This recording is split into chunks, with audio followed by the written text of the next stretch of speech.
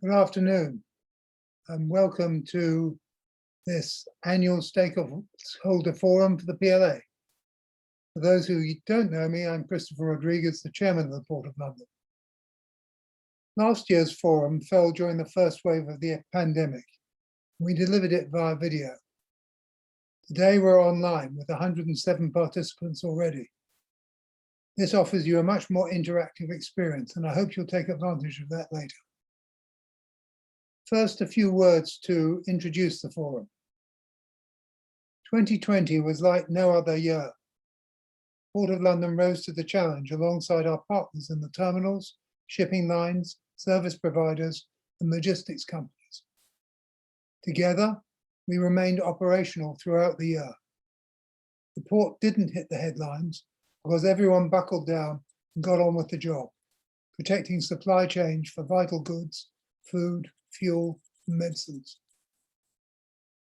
So I'd like to start by extending my personal thanks to the pilots, BTS operators, and indeed everyone in the PLA and the wider Port of London who maintained key services and kept goods flowing across London and the southeast.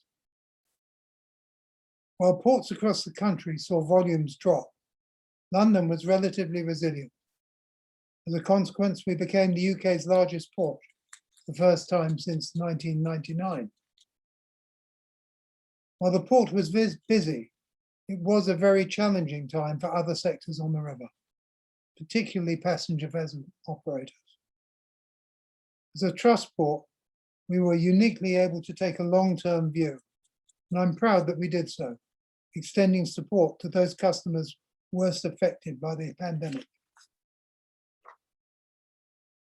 This is my final stakeholder forum as chairman of the PLA, as my 6-year term of office finishes at the end of this year. I thought it might provide some context for our discussions today if I spent a few minutes reflecting on the changes at the PLA over that time. In terms of river safety, we've seen progressive improvement, from 10 serious or very serious incidents in 2016 to none last year. This reflects a continued focus on risk mitigation and incident investigation. It's a job that's never finished.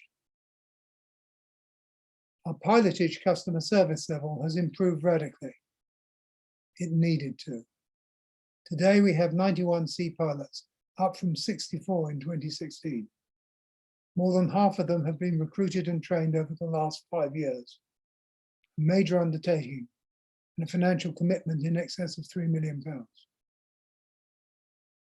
We've established clear leadership on environmental issues. We were the first UK port to offer a green tariff for cleaner vessels and the first to introduce a hybrid pilot cutter. Now we're set to adopt biofuel across our fleet, cutting the PLA's carbon emissions by over 50% in the next 3 years. It's part of a drive to achieving net zero by 2040, or indeed earlier. And we've made progress on diversity. 5 of our 11 board members are female, and women now occupy a quarter of our senior executive roles. We have women pilots in what was traditionally a male preserve. Progress on increasing ethnic diversity has been slower, but it has begun, with early recruits being role models for future hires. The funding of our employee pension scheme has never been far from our minds. On January 1st, 2016, our inherited deficit was £80 million. In the last 5 years, we've put in 20 million in planned payments and an additional 7 million in voluntary payments. Nonetheless, our deficit at the end of last year was still 66 million, reflecting changes in stock market valuations and increasing longevity. Dealing with the deficit has sometimes felt like sailing into a headwind. But we've taken actions to address this challenge, and I thank our staff for supporting them. At a more strategic level, we've embraced our role as custodians of the tidal Thames. Bringing people together, we've been advocates for the river, with the Thames Vision as our route map for the future. More than £20 million has been invested in assets since our investment plan was launched in 2018. The majority has been spent in acquiring wharves for reactivation and funding cargo handling equipment. We have also supported habitat improvement works. 5 years since we launched the Thames Vision, we've begun a review of the progress made and are updating the plan to address new challenges for the future. These include the transition to a net zero economy, changing ship technology, post-pandemic recovery, and the transformation of our city. The updated Thames Vision will reach out to 2050 to parallel the timeframe of the government's Maritime 2050 report launched by Nusrat Ghani when she was our minister. We will explore the challenges and opportunities of the next 30 years with customers, partners, and stakeholders. It's important to recognize that this is not just a paper exercise. We are committed to identifying meaningful near-term actions the river community can take to begin the demanding journey ahead. To start the process, we're releasing today a 5-year Thames Vision progress review. This will be available on our website this afternoon. We expect the consultation on the future vision to open later this month. And you'll hear more about this through direct emails, our website, and social media channels. I hope you'll take part. Now that's enough from me. You'll now be hearing from our Chief Executive, Robin Mortimer, Chief Harbour Master, Bob Baker, and Chief Financial Officer, Julie Tankard. We'll then open to questions. So without further ado, over to Robin for his 2020 review and look ahead.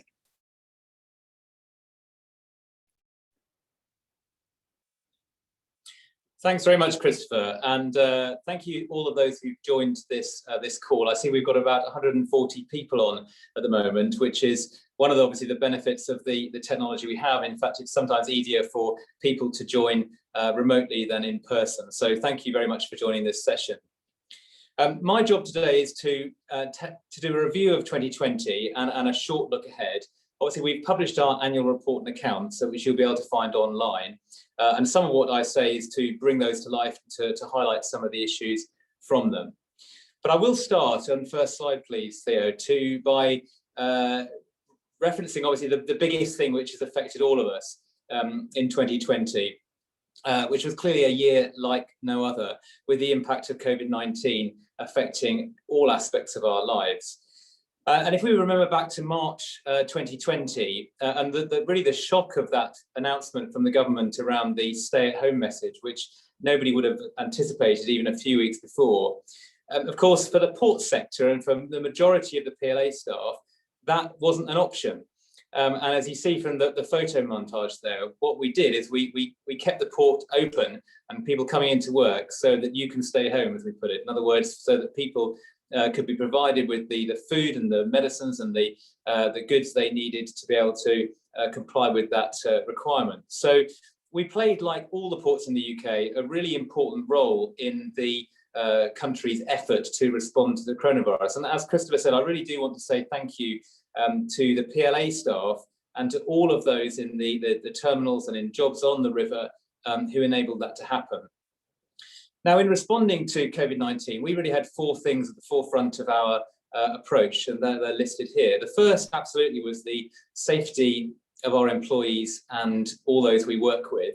And that was acquiring new PPE as quickly as possible in that great rush to get hands on sanitizer and face masks, etc. in those early days. Putting new operating systems in place to ensure social distancing as far as possible. And all the other measures to ensure COVID security throughout this period. And in fact, we had very few COVID cases within the PLA in that first wave, but we did have quite a number in the second wave, particularly around the new year.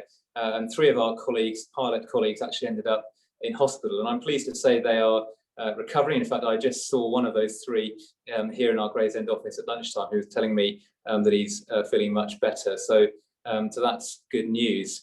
The second has been obviously a focus on operational resilience, keeping the port operating and goods moving. And I'm delighted to say that we achieved that through the hard work of all of our people and maintained services throughout the whole period. Thirdly, we've been acutely aware that some organisations have been much more financially effective than others, in particular those operating in the tourism and passenger leisure sector. And whilst the freight sector has been reasonably resilient, those in the passenger businesses have been extremely hard hit, and we've been able to offer some financial support to those companies that are have been impacted most severely, including not charging our annual port dues on passenger boats for an 18-month period. And finally, spare a thought to other seafarers who are on the international ships coming in and out of port, many of whom signed up for typically quite long periods anyway, 6 to 9 months, and some of whom have been at sea and not seen their families for well over a year. And we've been able to provide some support to visiting seafarers just to try and make their lives a little bit easier through providing sort of SIM cards and things like that as they come into port. And I'm finally just proud to say that throughout all of that, we also as an organisation didn't draw upon any government support. We didn't furlough any staff. We kept all of our people, most of whom were able to work at home if they weren't frontline throughout this period. And we've managed to achieve that without drawing upon government support in any sense. Moving on to the next slide, please. As Chris has already said, we did last year become the UK's biggest port for the first time in 20 years. Obviously, all ports saw a reduction in tonnage, but ours was more resilient than others. And of course, our job now is to sustain that. I think we'll be neck and neck with Grimsby and Immingham in 2021, but we've got a strong prospect as we go through the 2020s of retaining that UK biggest port status through that decade. Next, please. Now, as you'll see from the annual report accounts, which obviously sets out all of our key data in some detail, we set out a strong year for performance across a number of measures, and I'll just highlight some of those here. The first two are on safety. So firstly, we had 0 serious navigational incidents in 2020, and that's not because the river was empty. As I've said, we saw 47 million tonnes of goods moved into the port, plus a thriving intra-port trade, and we achieved that with 0 serious navigational incidents, which really is a sort of culmination of a lot of work over the last few years, led by the Harbour Masters team to improve river safety to a very strong level. Secondly, I was very pleased that we had no lost time incidents, no reportable incidents in the PLA in 2020. Again, continuing a trend from the previous year and reflecting our very strong focus as a culture on the health and safety of all of our people. Thirdly, we provided a good customer service, and a further improvement in our pilotage service level up to just over 99.5%. And that has, I'm pleased to say, continued through into 2021. Fourthly, Julie Tankard will go through this in more detail, but we achieved a financial surplus of 4.1 million on our operations, which was down from the previous year. Obviously, we did take a hit on our revenue. We were also able to respond flexibly with our costs, so we managed to achieve a surplus, albeit reduced. And finally, as Christopher's already said, we've set a goal to get to net zero by 2040. And the best part of that is that we will achieve the majority of that in the next 3 years. It's not a target that we've set and won't do anything about until 10 years' time. We're going to achieve the biggest impact on that through our switch to biofuel over the next 2 to 3 years. Next slide, please, Theo. Now, despite the impact of the pandemic, one of the really positives to report is the ongoing investment in the port, which will set us up for the future. And I think most significantly in 2020, we saw the opening of Tilbury 2, which was a remarkably quick process in terms of the development consent order through in record time, a very well-managed process by Forth Ports to achieve consent in a short period of time. And I think for that facility to be opened in the middle of the global pandemic and operating at strength with P&O services in there so quickly was an absolutely fantastic achievement, and all credit to our partners over the river at Forth Ports. And that, of course, increases the resilience of Tilbury as a key terminal on the Thames.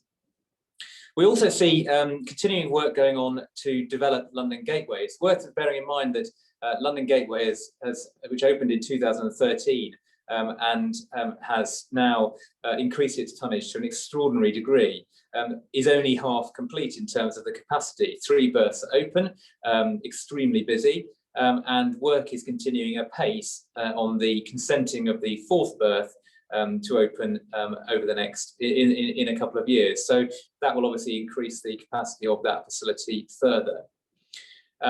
Linked to that, I'm just going to, obviously this is a 2021 announcement, but the announcement by the government of the Freeport, which combines both Tilbury, London Gateway and Ford at Dagenham, is a further very, very positive development for the Port of London, which will increase our resilience over the next 2 to 3 years and offer lots of opportunities.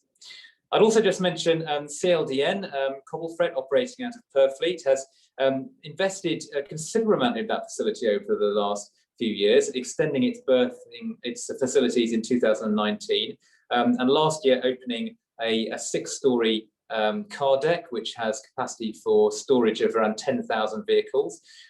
Not sort of widely publicised in the media in the way that some developments are, but nevertheless a very significant investment in capacity. Next slide, please. Now, when we come to river use, this is where we do see some of the impacts of the pandemic on the figures for use of the river. On the inland freight side, tonnage was down from 2019, from 4.8 million tonnes down to 3.4 million tonnes. That 3.4 million tonne figure is well above where it was 5 years ago, but nevertheless does reflect a dip in particular in the construction materials sector. Obviously, during the first part of the first lockdown, the construction sector largely stopped operating. So we had a reduction in aggregates and other construction materials at that point, and you'll see that reflected in the figures there. Even more significantly, the passenger numbers obviously took a huge drop in 2020. Most of the 2.7 million trips were from the first 3 months of the year before the first lockdown, with some services restarting in the gap between the lockdowns. And certainly, as we look into 2021, it's got to be a real focus for us to get passengers back onto the river, to work with Transport for London, the GLA, the boroughs, and of course the passenger boat operators to encourage tourists back into London and back onto the river. And we've certainly been working with TfL on making sure the promotional activities pick that up and so on. And then finally, we saw a reduction in the number of sporting events, again, as you would expect. Most of those 168 events, again, happened in the first part of the year, significantly down from the previous year. And again, we're hoping to see that pick up again and this summer with more opportunities to get back out on the water. Next one, please.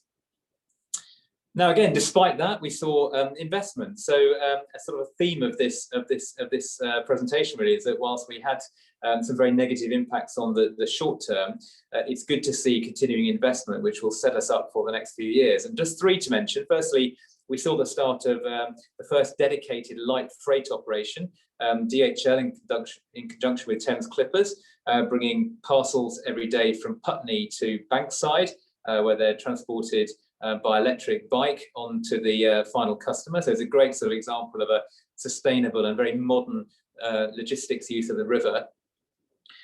Secondly, we saw Pins Wharf in Barking Creek reactivated for aggregates. A really key part of the PLA's job is to ensure there are sufficient wharfs on the river. And we know this is an ongoing problem in terms of the capacity constraints caused by wharf availability. So every time we see a wharf reactivated, we work really hard at it, and we absolutely celebrate it because we need those wharfs available for operators. And thirdly, we're continuing to see a lot of work with the City of London around the consolidation of the city markets in Dagenham. So those historic city markets relocating and looking to use the river for the majority of the wholesale and some of the retail goods once that project has happened. Next slide, please. Now, as Christopher mentioned in his opening remarks, we have, I think, been taking the lead on environmental matters over the last 4 to 5 years. I won't talk any further about the net zero target, which we've covered already, but 2 other things to mention. We have just launched our Sustainable Innovation Fund, which is a practical, if you like, putting meat on the bones of that commitment. So this is a call for project proposals, with the first focus around creating a zero emission berth for the river. And we've seen a large number of applications to that fund, which is really good to see. And we'll be going through the process of evaluating those over the next few weeks. Also to mention the continuing work on air quality. I know there's been a couple of questions on this one, which came in just before the start. We do absolutely see air quality and the improvement in air quality as a real priority. Now, some of the improvement in air quality will be delivered by projects which also target net zero. So obviously a net zero berth, for example, would also have benefits to air quality. But in the meantime, we've also revised our air quality strategy, which you can find on our website. And that includes extensive monitoring of emissions from along the river and from particular facilities. We published last year the results of our monitoring of air quality around Greenwich, around the ship tier. And it was obviously very important to do that. And it demonstrated that the cruise ships did not in fact cause any exceedances of the air quality limits in the vicinity of the housing around that area. But it does also highlight the challenges around the Greenwich Pier, for example, which the monitoring has enabled us to see more clearly. So if you are interested in seeing more about that, do look at our revised air quality strategy on the website. Next slide, please. Now, just coming on to the sort of the future, as Christopher mentioned, we're taking a stock take at the moment on the future development of the port and river as we come out of this pandemic period. And you can sort of see some very big factors affecting the way in which the port and the river will be developing.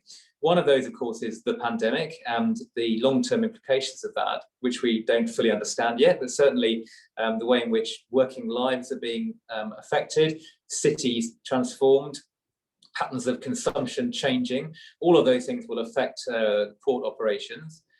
A second big factor is Brexit. We haven't spoken so much about that in the last 2 to 3 months we did previously, but it's obviously happened, and we will over time see patterns of trade develop considerably off the back of that major decision.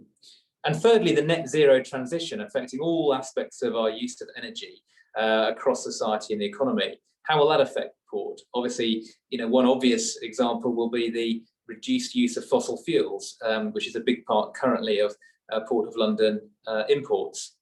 So this presents some big opportunities and also some big challenges. And that's what we're really sort of focusing on at the moment, to look at how those are going to affect the port and the PLA. 2 big studies we're doing. One is a trade forecast to 2050, which we've commissioned Oxford Economics to carry out, which is looking in quite a lot of detail at commodities in the port, how those will be affected, as well as some of the underlying changes such as population and economic growth, and how those will affect port trade demand. And secondly, a particular look at the energy market on the river, both demand and supply, which we are commissioning at the moment to inform the future. Next slide, please. So all of that will be captured in the updated Thames Vision, which we're referring to as Thames Vision 2050. So a look out to over nearly 30 years. So this slide really sort of says there'll be more to come, and please get involved. We've convened an expert panel to help. We've got some academics from Harvard, from London, from Exeter and elsewhere to sort of lend their brains to our effort to try and help us to sort of capture the big picture changes which will affect us. We will also be publishing our trade forecasts and inviting comments on them. We're going to have a call for evidence, which will launch later this month. And do please get involved in that. We want this to be a practical, useful exercise. So we need input from everybody who is involved in the life of the river to help us to sort of shape what that long-term future looks like.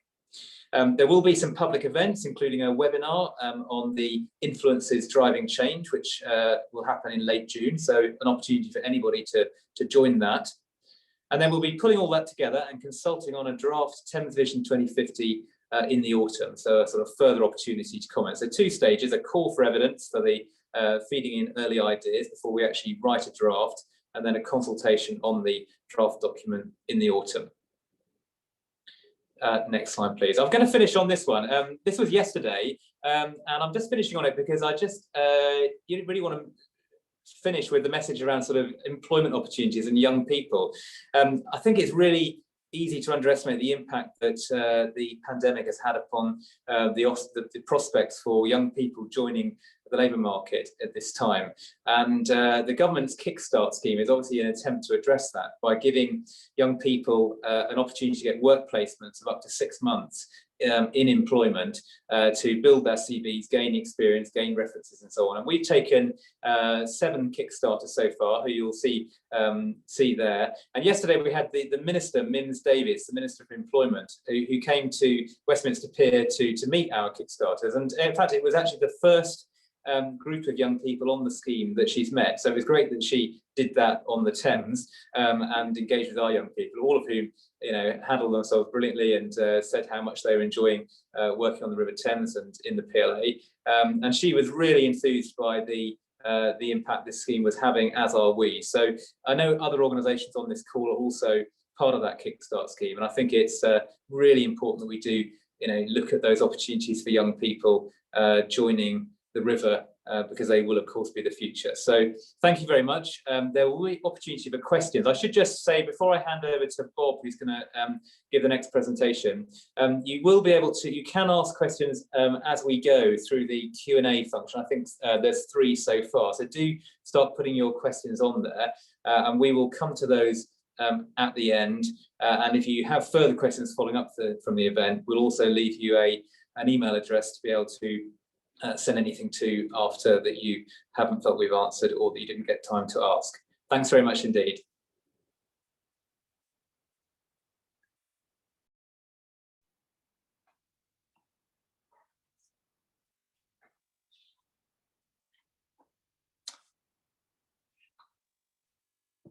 Good afternoon. Thank you, Robin, and welcome to everyone on this meeting this afternoon. I'm going to start off by touching on our operational resilience. If I can go to the first slide, please. Like every other organisation, like the country in general, 2020 was a hugely demanding and challenging year for the Port of London Authority. And as Robin has already touched on, we did manage to maintain our service levels and ensure that all our statutory duties were carried out. We carried on with pilotage operations, the VTS centre carried on working, and maintenance of critical infrastructure, navigational buoys, lights and so forth was maintained. This was an essential challenge that we had to get over because of our importance in supplying the whole UK, but in particular the southeast of England, with vital supplies throughout the pandemic, including foods, medicines, etc. How did we manage to navigate our way through this? I think we were very quick off the mark. Our procurement team were very good at getting masks, sanitizers. If you'll cast your memories back to March, we were all, I think, in quite surprise, shock mode when things started developing as quickly as they did and government announcements were made. But we quickly got supplies of masks, hand sanitizers, gloves and so forth. And we worked very closely with our staff and our health and safety managers to get in good contingency plans, working patterns, and managed to divide up our workforce from the crucial operational areas. We split up the staff of the port control rooms. We controlled contact with pilots and boat crews, identifying these as the critical areas where we could not afford to have any issues as far as availability were concerned. I'm pleased to say that worked throughout the year, and as Robin did touch on, we had a problem in the early part of this year, the end of last year, when we had a bit more of a challenging period where COVID did get into our port control room, and we responded with that and managed to keep going. And many thanks to all the staff involved who worked incredibly hard and did very long hours and making sure that we were fully manned up to keep the services running all the time. We as a port continually worked with Port Health and Public Health England. We were part of in fact we still are part of a every 2 weeks meeting with Port Health, Public Health England and the Department for Transport to look at measures that were in place to tackle COVID, not just for the ports, but ships coming in and so forth. and working closely with these organisations to make sure that ships that have got any suspected cases of COVID on board are treated properly and dealt with in a timely manner. Next slide, please. Our main function really on the river from a Port Authority point of view is the maintaining of safety of navigation. And I'm pleased to say the efforts of everyone involved within the PLA and the river community have been paying off over the years. And as the graph on this slide shows, our very serious navigational incidents have been declining over the years. And the fact that last year in 2020, we did not record any very serious or serious navigation incidents, which is an excellent result and testament for all the work that everyone involved in the river has put in.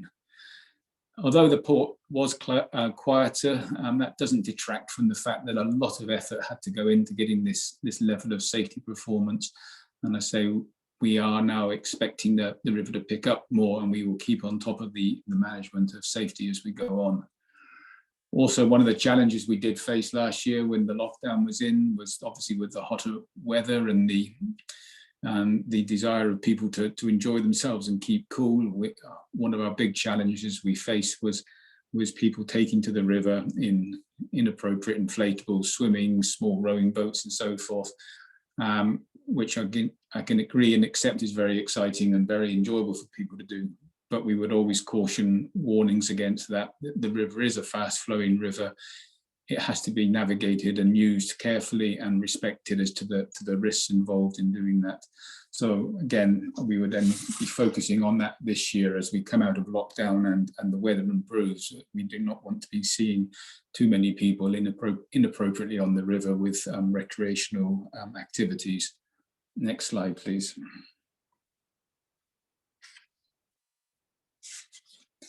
Giving an update on Pilotage, as has already been touched on.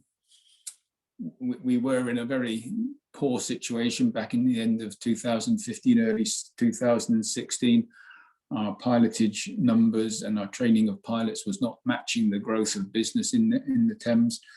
And our response to that has been an extensive recruitment campaign over the last 5 years. We've recruited consistently throughout that period 12 pilots a year, and our pilotage numbers have now increased up to 91 sea pilots from a low back in 2016 where we had 65 full-time equivalents.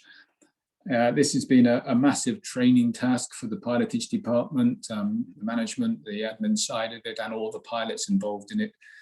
To train that many new pilots over that period of time has been hugely challenging, but the efforts and work have now paid off, and we're pleased to say that our service level has increased substantially, and now we're regularly now hitting 99.9% service levels and 100% service levels in some months.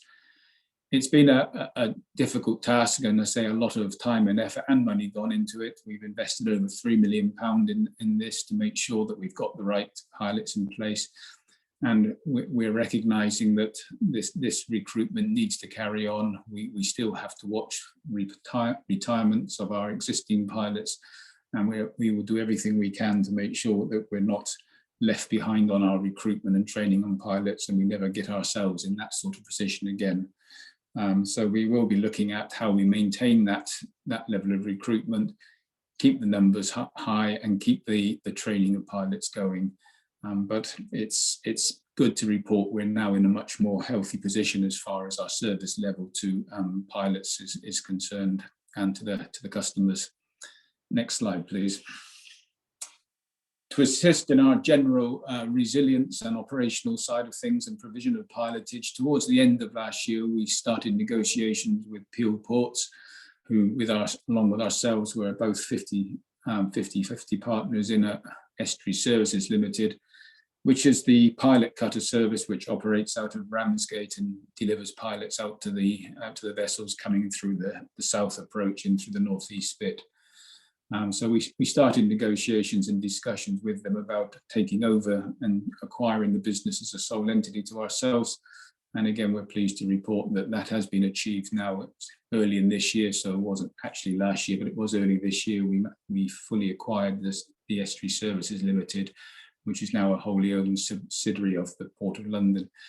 Why did we want to do that? Well, it gives us that more resilience. We now have full control over the operational side of things for getting pilots out to our ships, which we see as one of the core activities we must ensure that we maintain throughout all operations and all times.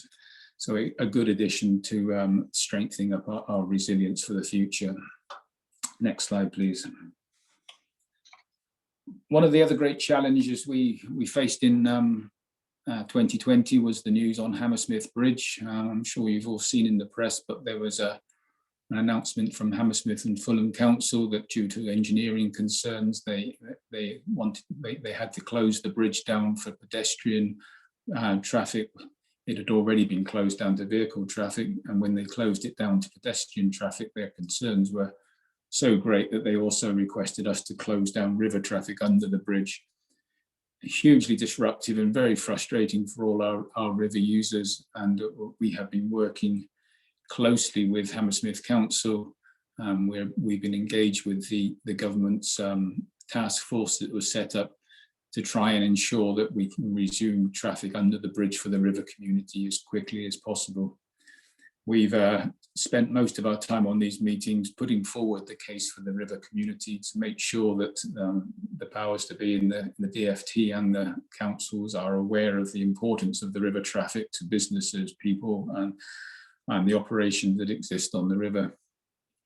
We're now at a position where vessel movement under the bridges can be completed with pre-booked and under certain restrictions. If you're not aware of it, the details are on our website under our notice to mariners, but vessels that have to get up or down the river to get to boat yards or complete voyages and so forth can now book a passage, say subject to certain restrictions on the numbers of people on board and so forth.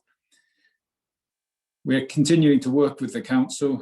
So we're involved with the task force. We're also involved what they refer to as the officials meeting with the councils, and also more local meetings with their engineers and their consultants. We're now hopeful and working towards trying to get more easing of the restrictions of vessels under the bridge as they move forward with planning how to rectify the problems with the bridge, which is accepted by all parties. It's going to be a long-term problem to solve. But our main focus is to get a situation in place where we can at least get river traffic under the bridge while they're rectifying the bridge from an engineering point of view. So I'd like to just reassure all the people that are affected from the river traffic side of things. It is almost a weekly meeting that we're attending now to keep that pressure on the various organisations involved to get that resumption of river services to all river users as quickly as possible. Next slide, please. Looking forward to this year then, what's our challenges for 2021? It goes without saying that the continued operational resilience and maintaining our mitigations against COVID are our number one factor. Hopefully the news on that is getting better all the time, and as is announced even yesterday, the restrictions are gradually being lifted, but we will not let our guard down. We will keep our mitigations in place as long as we need to do so, to make sure our vital services and so forth are protected. We'll also be looking at maintaining the service level. The river continues to grow through March, April, and the beginning of May. Our demand, particularly for pilotage, has gone back up to pre-pandemic levels and slightly higher in places. So we're seeing substantial growth on the river still, particularly from our main terminals at London Gateway, Tilbury, and we will be ready to serve those demands and make sure we have the right service levels in place. With the middle and upper district of the river being quieter during the COVID lockdown, as that starts to reopen again and recreational river users start using the river more, we will obviously be working closely with those operators to make sure that we get those services running with the right level of safety in place, so that when we get the full services back up and running, that we do not make any backward steps as far as our safety operations are concerned. Hammersmith Bridge will carry on challenging us throughout the year until we get a solution in place. And as I said before, rest assured, we're working on that on a weekly basis to get to the position where we've got a river traffic under the bridge resumed as quickly as possible. And we'll obviously be lending our support to the council in getting the ferry service established as quickly as possible. And we will ensure that all the bits that we have to do from the river navigational assessments, safety assessments, and the licensing process, we'll do as quickly as possible to find the solutions to that. And also last year, we saw a lot of the major events being cancelled or relocated, the boat race, the Great River Race, for example, and we will work with those organisations to get those events back on the calendar as quickly as possible to restore the river to that historically exhilarating place that it's been over the decades, with these major events on the river, some of which obviously are watched worldwide. And on top of that, we'll obviously carry on working as we do all the time to make sure that we maintain the river to be safe for all our users, from the largest vessels and commercial ships right down to the recreational users, paddleboarders and so forth, so that everyone can enjoy and use the river both safely and effectively and efficiently. Thank you very much.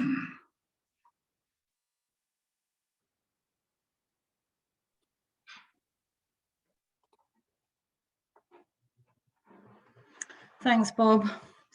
I'm just going to spend a little bit of time and walk you through the financial picture. Next slide, please, Theo.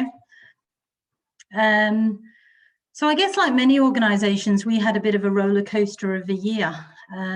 April and May were the worst, where we saw the volume of our business drop 60%. And thereafter, we sort of saw a bit of a slow recovery.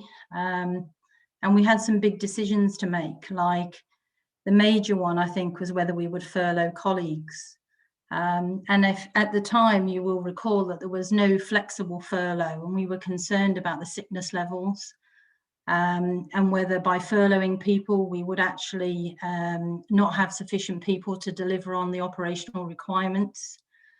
We did a lot of detailed financial scenarios to look at all the different options. And we sort of came to the conclusion that, you know, our rainy day had arrived. We believed we had sufficient reserves to cope. We had a detailed backup plan as a contingency ready to implement it if we needed it. And in the end, we never used any government support. And with the help of all of our colleagues, we managed both operationally and financially. But I think some of us had a few sleepless nights during that process. But the result, as you can see, is that our income fell 5% to 64 million. And we operate a sort of a relatively fixed cost base. And so most of that reduction just fell straight through to the bottom line. And our operating surplus was 4.1 million, which was actually a 43% reduction compared to the previous year. We did put a lot of cost-cutting measures in place, as you would fully expect. But as mentioned previously, you know, we continued on with key pilotage recruitment and some other recruitment in critical roles. We spent a lot of money on PPE, and we also had a sizable bad debt provision that we had to provide for, because a number of the smaller operators on the river, especially in the leisure sector, struggled to pay their bills. On the other side, though, our property business delivered an incremental sort of 8% increase. And so we're starting to see the benefits come through of our investment plan, which was a real positive for us. Next slide, please, Theo. So if you look at how that sort of translated into sort of trade tons, on this slide, you can see the impact of the different types of trade. And although sort of overall volume fell by 12%, oil was actually down 33% compared to the previous year. Now, we're probably luckier than most ports because we've got a fairly good spread of different types of cargo coming in. And, you know, that definitely helped to protect us. And whilst we're seeing trade recover now, oil continues to be a real drag on our numbers. And at the end of April, we were still sort of 25% lower on volume compared to where we were this time last year. So it will be interesting to see how that plays out over the rest of the year, depending on, you know, the sort of travel restrictions, especially airline travel, which is having a big impact here. Next slide, please, Theo. So if you look at Pilotage, Pilotage is an absolutely key service for the PLA. And you'll know that previous forums that we've continued to invest in this, and both Bob and Robin have mentioned that earlier. And despite COVID, we did continue to recruit pilots. I mean, you know, you can imagine we had many discussions about that. But we're really mindful that there are some major terminal expansions going on. And we know that our part in making that a success is to make sure that we provide a high level of service availability. And in 2020, our pilots did a great job and delivered on that high level of service. Now, the fall in income on Pilotage was 1.2 million. And because of the additional costs that we already mentioned, that you can see there that we have made a loss of 1.9 million on Pilotage. Now, obviously, Pilotage contributes to our overheads. And so it's fundamental, you know, in terms of this income stream to the PLA. However, I do want to signal now that in 2022, Pilotage charges are going to change. We're going to look to see if we can simplify what is an incredibly complex charging structure. But we're also going to be looking at the unit charges because we can't afford to sustain a loss on that part of our business. And we will, of course, come out and consult on any changes we make in that area. Next slide, please, Theo. So our balance sheet, when you look at our annual accounts, looks really healthy. And the main change is that we booked a net property gain of 45 million during 2020. Now, this was the result of us revaluing properties which we hold for investment purposes. So these are properties or land that we're holding only to produce an income. So they're not sort of port operational land or property. And we did this because our balance sheet was underweight. It didn't actually reflect our true business. And as we come to do our pension valuation in 2021, which is the triennial valuation of our DB scheme, we want to make sure that we've got a balance sheet that's more reflective of the business that we're actually doing today. We also ended the year with our cash and cash equivalents. These are investments which are easily converted to cash at 39 million, and that's more or less flat year on year. And actually in the circumstances, I think that was a pretty decent outcome for us. Moving on to the next slide. So our investment plan is really important to us. And during COVID, we actively continued to seek out new opportunities. I'm really pleased to say that we have just exchanged contracts on 6 acres of land adjoining the river at Dartford. We've also signed a collaboration agreement on Swedish Wharf in Fulham, which will reactivate that site and subject to planning, we will acquire that land through that agreement. And we're also doing some sort of fairly extensive work on Plaistow and Primrose Wharf, which are 2 of our existing land holdings, where we need to do extensive river wall repairs. And that's needed in order to sort of get those wharfs ready to be back in use. Reactivating wharves is key for us because it gives us a sort of a double benefit in a way, in that it creates an income stream through, you know, for us as a landlord, but it also encourages more river use, which is, you know, a key part of our sort of vision for the future. And just to reiterate the importance of our investment plan, in 2020, over 25% of our operating surplus has come from this investment plan. And we continue to see this as a way of diversifying our income and protecting the PLA from adverse trading conditions. Next slide, please. And last but not least, no financial presentation would be complete without looking at the pension. At the end of the year, the deficit on the pension was 66 million, as Christopher mentioned earlier. In 2020, we paid 4 million down on the deficit, which was our planned deficit repair. We also chose to put in an additional 3 million, which was the, you know, effectively that was the equivalent of our management surplus. And we continue to sort of chip away at the liability and take very seriously that liability. However, I think a really, you know, great step forward is that we launched a new defined contribution scheme for employees during 2020, which started in January 21. And, you know, this is going to protect us for the future with regard to uncertainty around the deficit. It will be many years before we really see the benefit of that, but it will be very good long term for the PLA. And I guess lastly, I would just like to say that I think we tried to help operators where we could.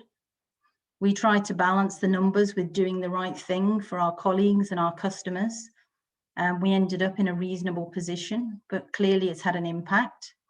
However, I am genuinely encouraged by the pickup in volume that we've seen, especially in March and April. And we can only hope that 2021 is much better than 2020. And that's all I'd like to say. And I'm going to hand back to Christopher.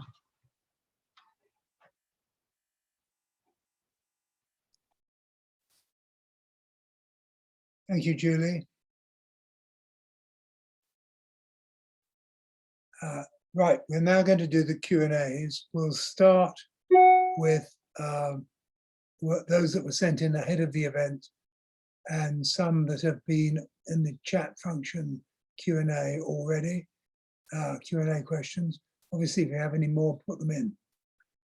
So without further ado, one I think for Robin, from John Spencer at GPS Marine Contractors, who is concerned that despite the assurances that water freight is a sustainable mode of transport by government, there seems to be difficult to reactivate wharves, citing the attitude of the Environment Agency and the Thames Path. And as a double whammy on this, why has it been decided that Thames Wharf is a perfectly good, usable and currently operational work that's to be torn down after completion of the Silvertown Link? And why are the facilities created for the Thames Tideway project not being retained for the future? So a portfolio of questions about wharves and facilities. Thanks, Christopher. I'll start with this. I think James Trimmer, our Director of Planning and Environment, is also on the panel, and is just going to respond on the particular point on Thames Wharf, John. But look, I mean, we correspond on this from time to time, and basically we agree with the point that we need to see wharves brought back into operation as quickly and as effectively as possible. And sometimes it is very frustrating that some of the regulatory processes take more time than they should. I'm pleased to say that there's a new acting director in the Environment Agency covering the London area, and she and I are convening a session with the Environment Agency and the PLA to look at this very issue in the next week, to just bring together the people involved in these consenting projects to say, how can this be done more quickly? Some other thing is about getting really early responses to applicants, so that if there is a problem, you know about it sooner rather than later, rather than sort of the very last minute after months and months of work, suddenly to find out there's an issue raised by an agency is very frustrating. So we're on exactly the same page as you there, John. Jim, can you just take the point on the Thames Wharf, please? Yes, certainly, and I'll also perhaps cover the tideway point as well. In relation to Thames Wharf, like a number of different wharfs on the river, as you'll know, John, they're under intense development pressure. And this relates both to the Silvertown crossing and after that.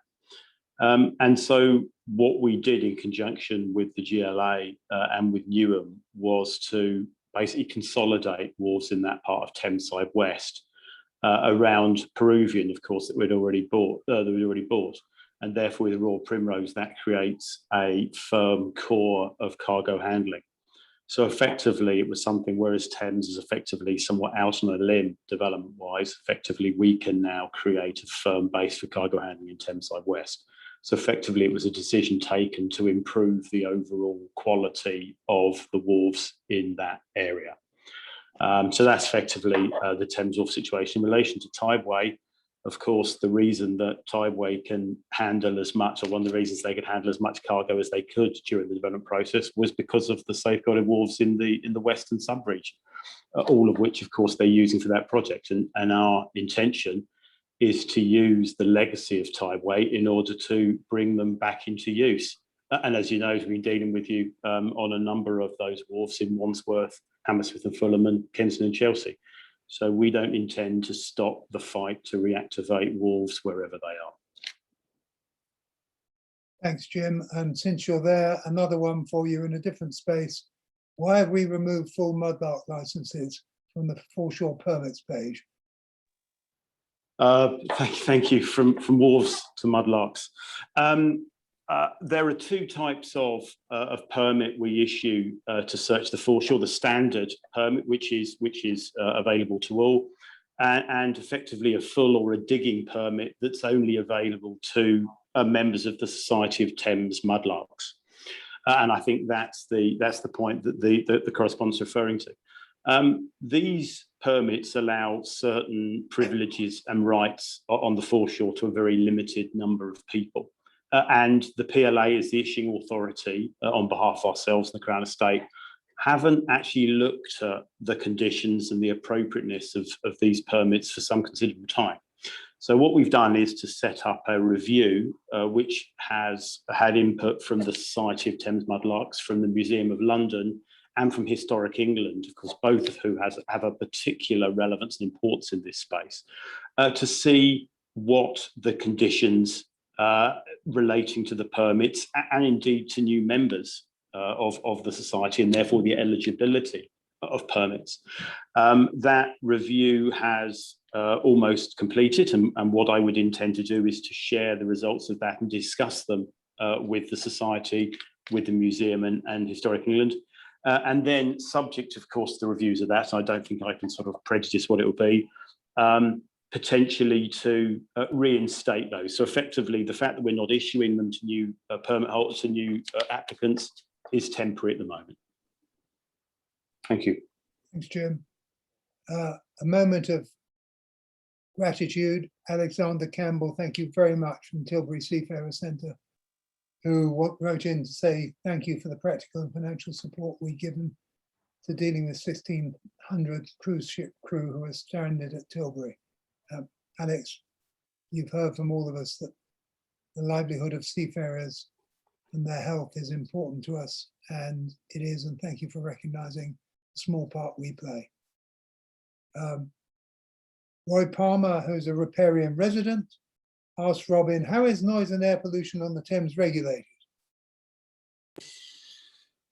Okay, so yeah, thanks for that question. This has come up at one or two of our public meetings recently as well. The basic answer is that for vessels that are on the water underway, that is a responsibility. Noise regulation is a responsibility of Port Health, which is part of the City of London. So they've got a river-wide responsibility for noise on the water. If a vessel is alongside, in other words, it's stopped and berthed, and it's stationary, then it is also a matter for the local borough, for the local authority, who, like any other facility, whether it's a nightclub or a vessel, have got responsibility for a vessel, for noise on a vessel alongside. Air pollution is again sort of a mixed picture. So internationally, the regulations are set by the International Maritime Organization, IMO, and also were set by the European Union and then brought into UK law. Obviously now those regulations are just UK law. And for international vessels, the regulator is the Maritime and Coast Guard Agency, the MCA.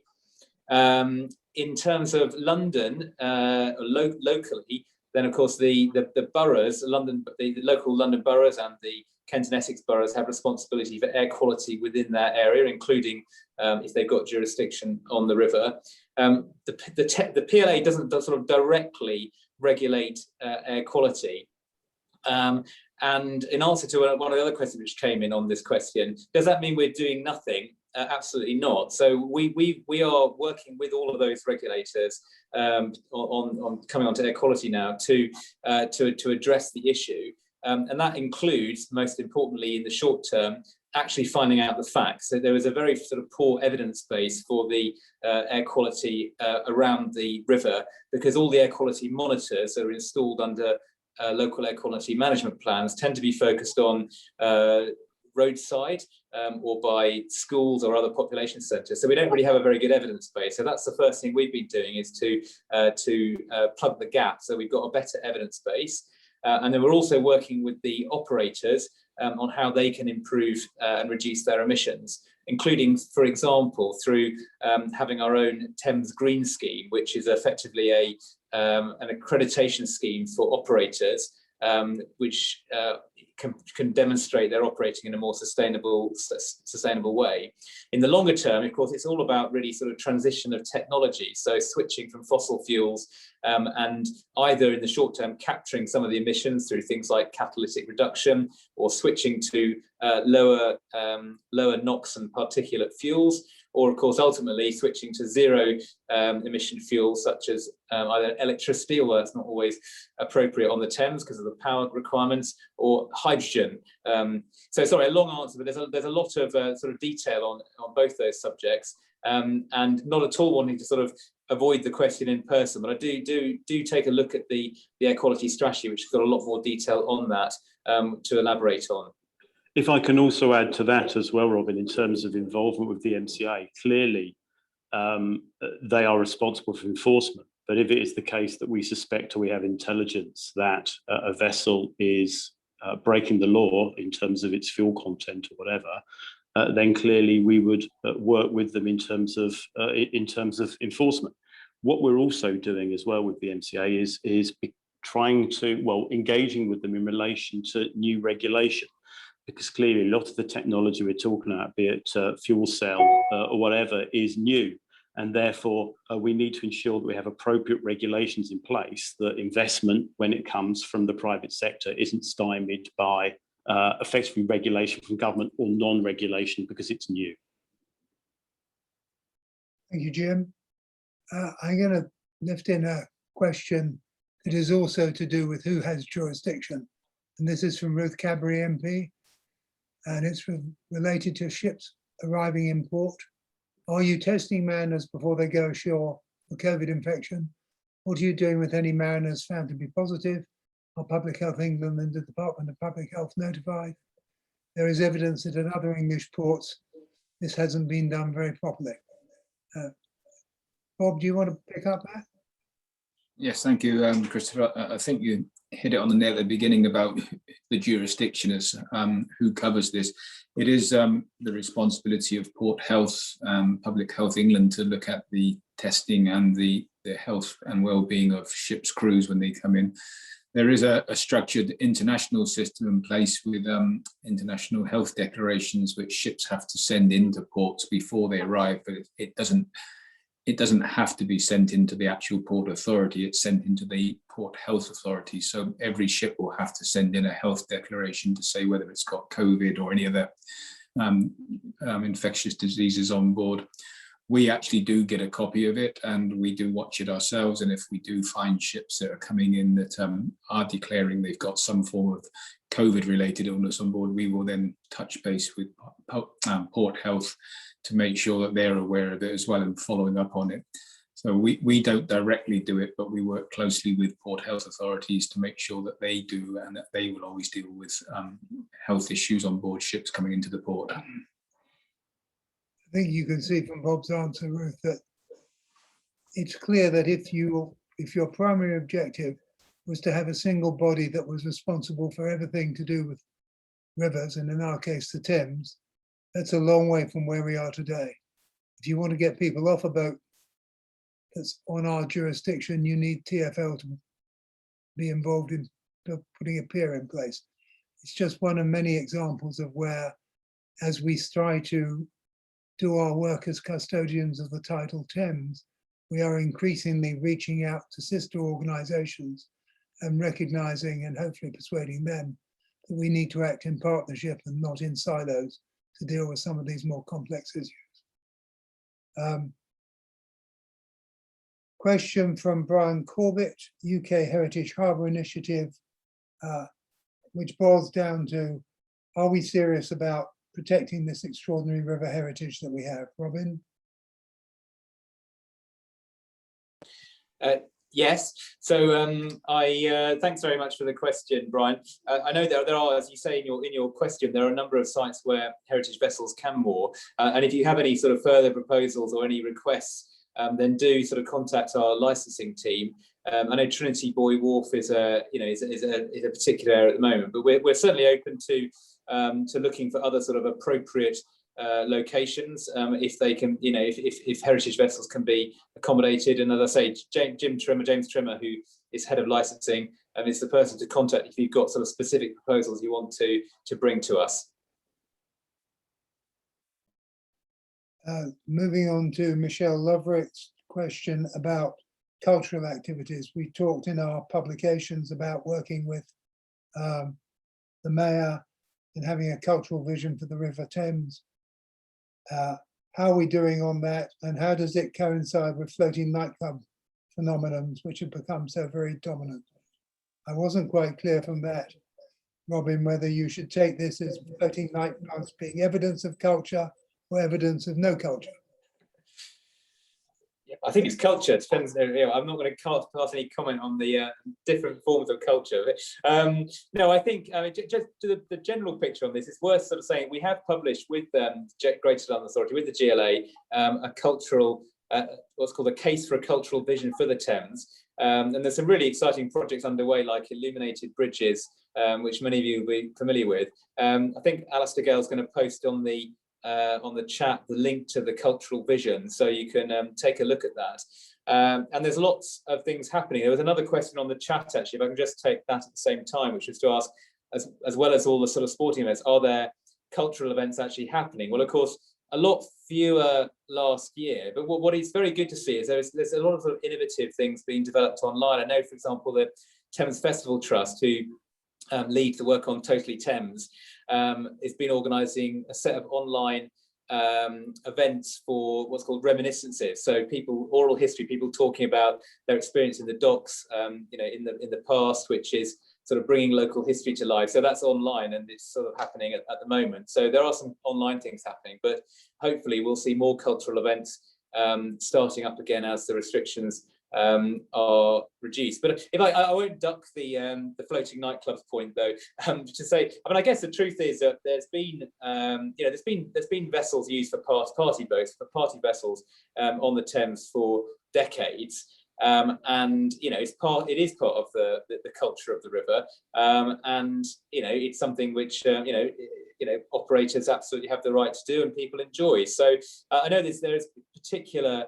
There's been some particular correspondence around a proposal for a vessel called the Ocean Diva, which we've had lots of discussion on at public meetings, on which as yet that's been looked at as part of a sort of planning application to the City of London. So we have a policy of consulting openly on any applications we receive, and we can certainly put conditions on any license that we give.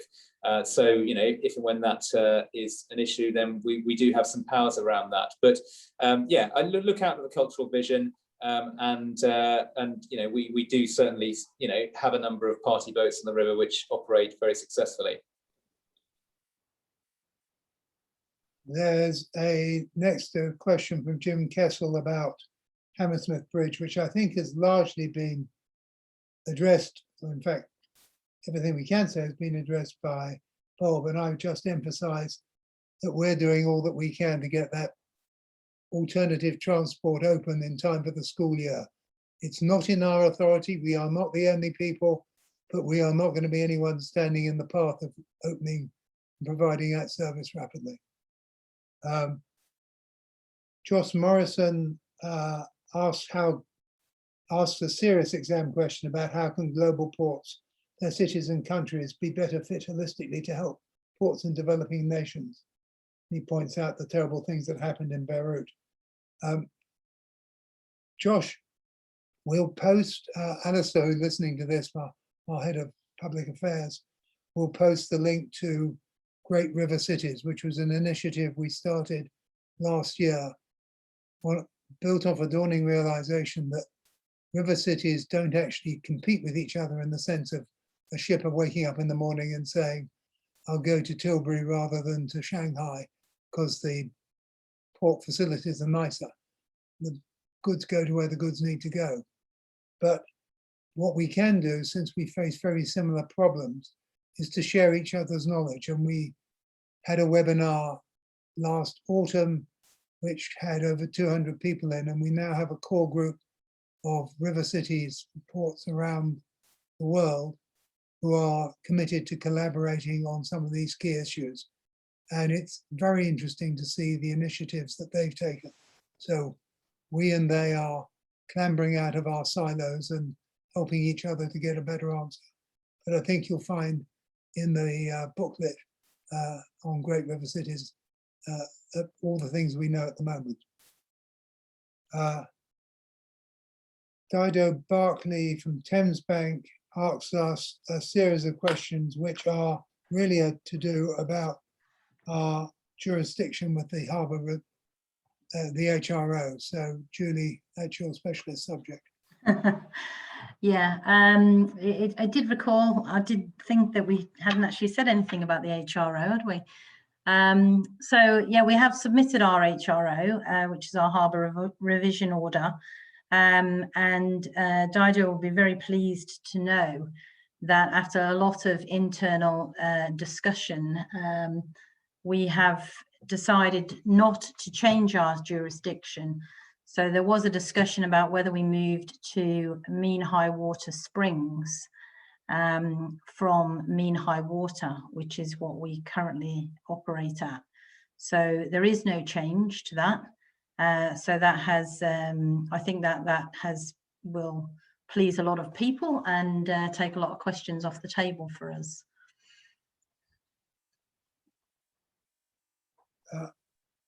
Dido, you had some quite detailed questions, and can I suggest that if you would like to pursue them in more detail, given the time we have available, do feel free to connect with us and we'll see if we can give you the specialist answers that you need. Bearing in mind the time, Graham Faulkner, just to recognise your question from GPS Marine, which is how do we propose to change the red tape process and inconsistencies?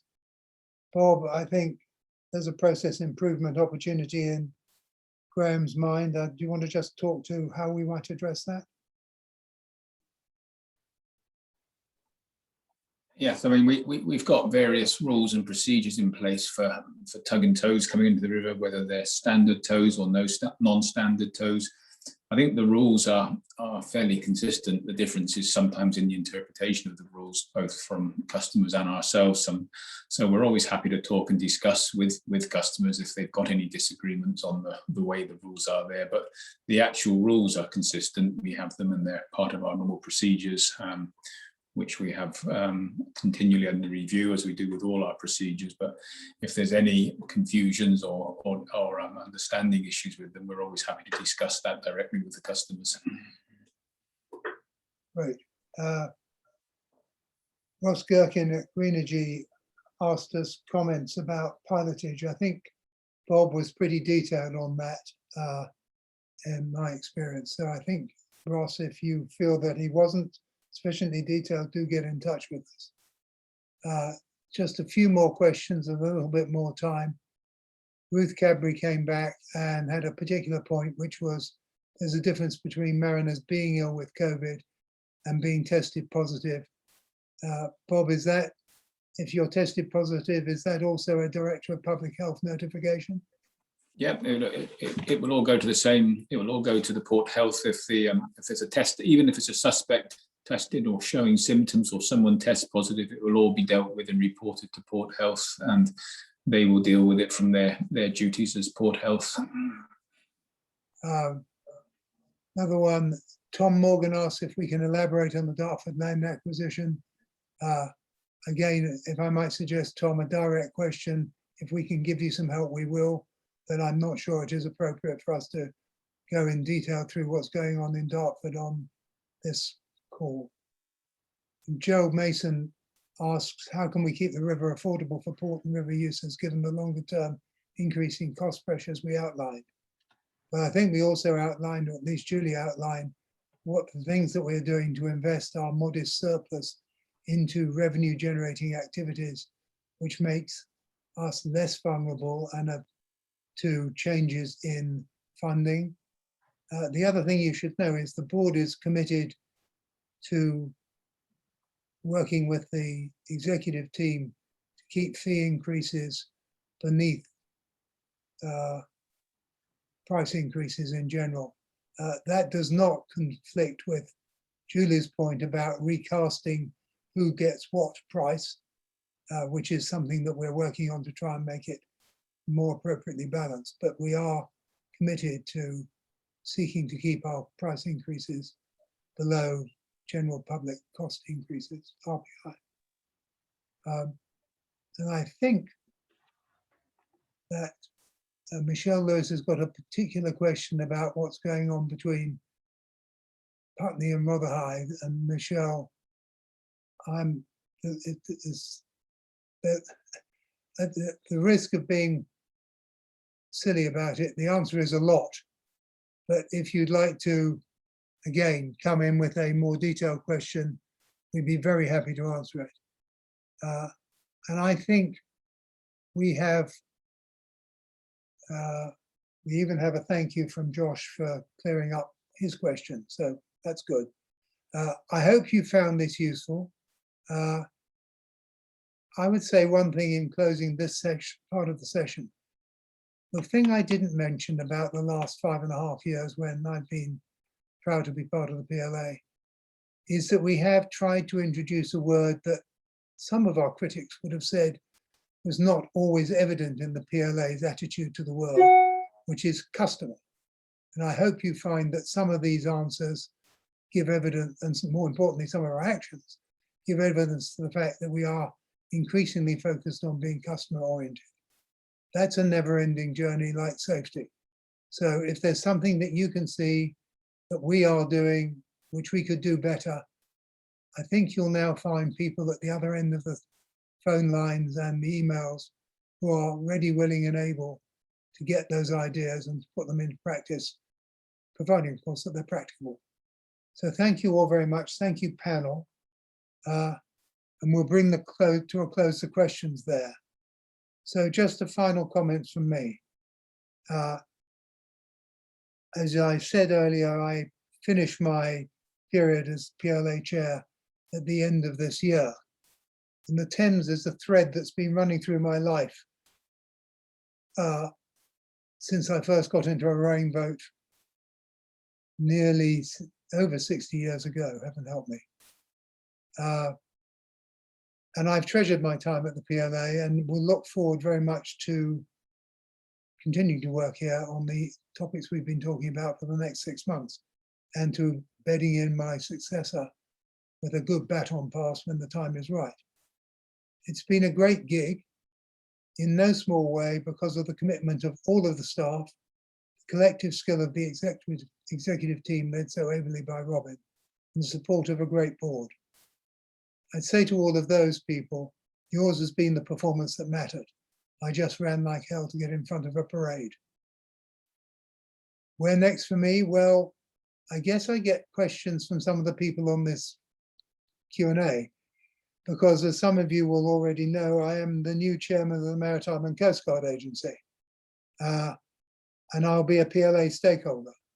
So, and also the person through whom you will be directing your questions where it has to do with the PLA, the MCA's jurisdiction. So at this event next year, I shall be sitting in the audience, following the PLA's progress with interest, and be prepared, guys, maybe asking the odd tricksy question.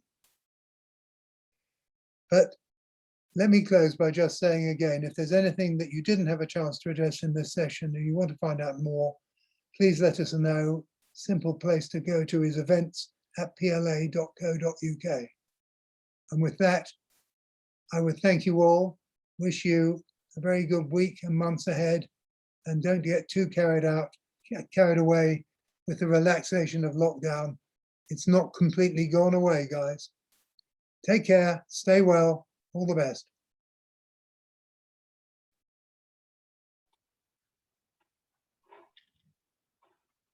Thank you.